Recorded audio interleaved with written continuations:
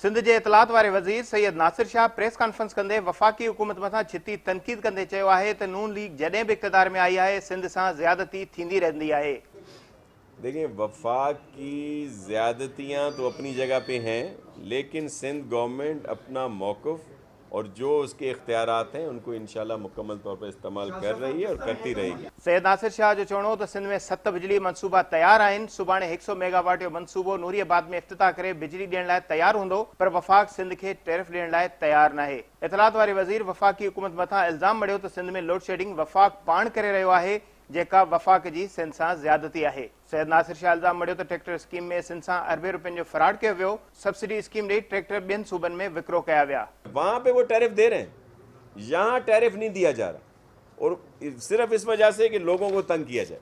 और ये पूरे तैयार पड़े हैं, अगर इस पे शुरू हो जाए ये, तो इससे ये नहीं होगा कि 100% इसके मसला हल हो जाएगा लोड शेडिंग का, 50% से ज़्यादा मसला हल होगा। सैयद नासिर शाह नौशर फ़िरोज़ जे सहाफ़िन मथां दहशतगर्दी जो केस दाख़िल करण वारे मामले जी बि जांच जो ऐलान कंदे मुतासिर सहाफ़िन सां मिलण जो ऐलान कयो। कैमरामैन कलीम खोखर सां गॾु फयाज़ कुरैशी, सिंध टीवी न्यूज़, कराची।